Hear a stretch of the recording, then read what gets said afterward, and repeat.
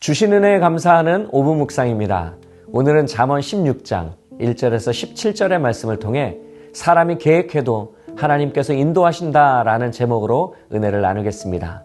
우리는 하나님의 뜻을 구하지만 어떤 것이 하나님의 뜻인지 분별할 수가 없어서 혼란스러운 경우가 있습니다. 우리가 할 수 있는 것은 이것뿐입니다. 하나님의 주권을 인정하는 것뿐이죠.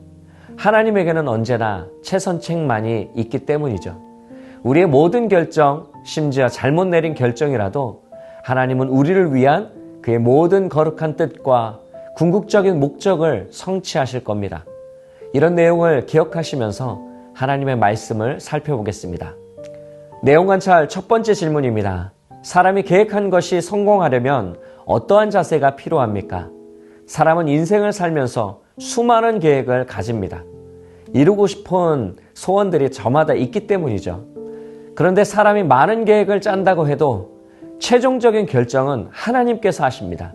이것은 사람의 모든 계획이 잘못되었다라는 뜻이 아닙니다. 하나님의 주권을 인정하라는 의미입니다. 하나님의 모든 것을 경영하시기 때문에 자기 자신의 경영법을 의지하지 말라는 겁니다. 하나님이 하시는 것은 사람이 하는 것과는 다릅니다. 3절의 말씀처럼 하나님께 모든 것을 맡기고 신뢰하는 모습이 우리에게 필요합니다. 우리 주님이 한 걸음 한 걸음 우리를 인도하여 주심을 믿고 인정하는 자세가 필요한 거죠. 두 번째 질문입니다. 공정한 재판을 해야 할 왕들이 명심해야 할 것은 무엇입니까? 사람은 아무리 공정하다고 해도 실수할 수 있습니다. 왕이라고 해도 공정한 재판만 할 수 있는 것도 아니죠. 바른 판단을 내려야 하는 것을 알아도 감정에 따라 흔들릴 수 있기 때문입니다. 그러나 말씀이라는 기준을 붙들면 왕의 입술은 공정한 판단을 할 수가 있습니다. 그릇된 판단에서 벗어날 수가 있다는 거죠. 왕의 입술에 하나님의 말씀이 있으면 하나님께서 감동을 주셔서 올바른 재판을 할 수 있도록 인도하십니다. 공정한 저울, 공평, 공의는 하나님이 원하시는 것들이죠. 왕, 지도자, 리더는 하나님의 대리자로서 하나님의 정의를 생활 속에서 실천해야 합니다. 그래서 우리는 공평이라는 중심을 잃지 말아야 하는 겁니다. 연구와 묵상입니다. 개인과 가정, 국가가 하나님의 인도를 받기 위해 갖춰야 할 태도는 무엇입니까?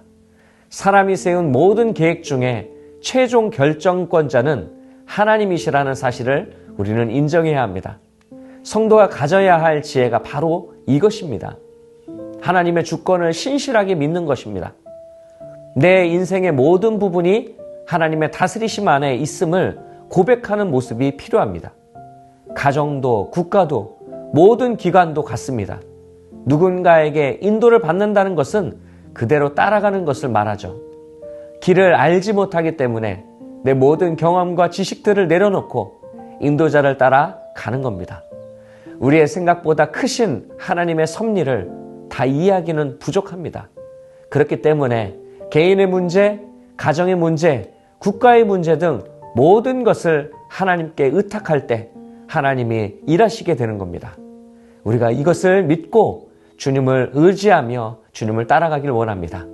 느낀 점입니다.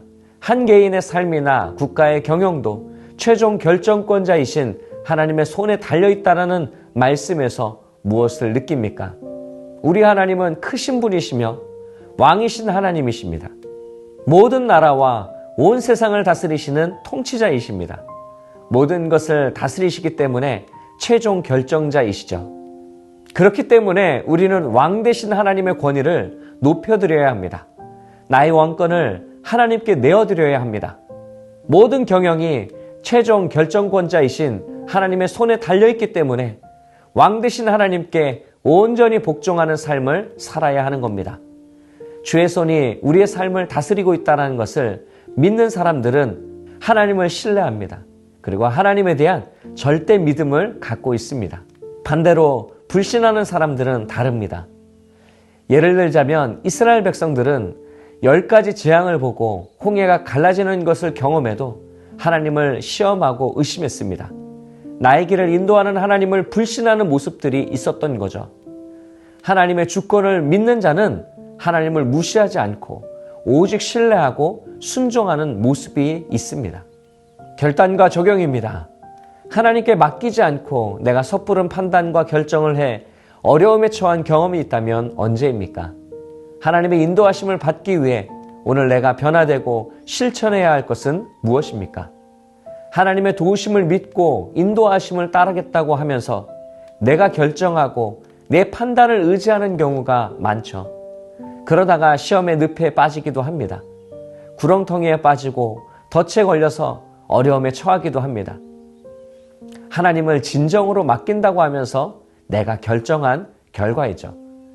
우리의 삶에서 구체적인 결정을 내릴 때 필요한 것은 무엇일까요? 하나님의 인도하심을 받는다는 것은 무슨 의미일까요? 하나님의 약속하신 것을 붙드는 겁니다. 하나님의 응답은 감정만으로 받아들이는 것이 아닙니다. 성경을 통해 말씀하시는 하나님의 음성을 들어야 합니다. 그리고 오류가 없는 유일한 법칙인 성경이라는 기준을 붙잡아야 합니다. 하나님의 결정과 뜻은 내 감정과 경험으로 판단하지 않고 오직 말씀과 믿음의 기도를 통해 이루어집니다.